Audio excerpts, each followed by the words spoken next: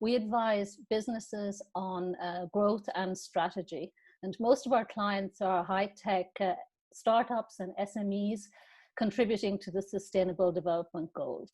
Two concepts there that were ever present and really helped shape my own personal worldview. And the first one was the idea of stewardship, that we are actually the guardians of what we inherit.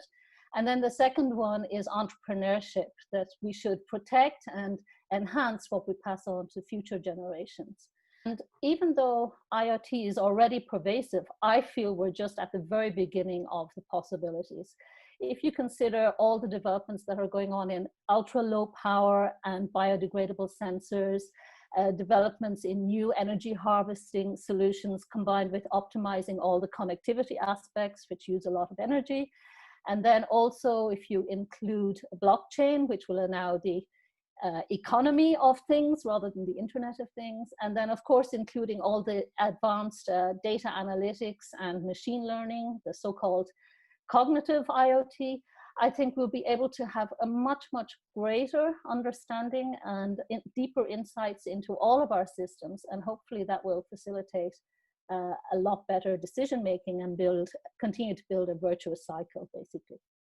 As I mentioned earlier, I see the Internet of Things as a means to facilitating better decisions for the current and future well-being of the planet and humanity.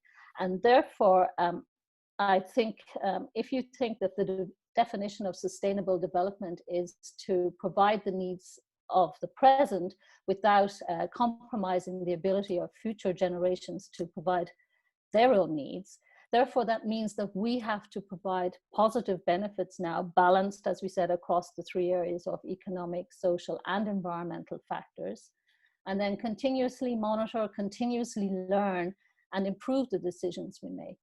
And I actually think IoT is already contributing very positively to the Sustainable Development Goals in numerous areas, including protecting the rainforest,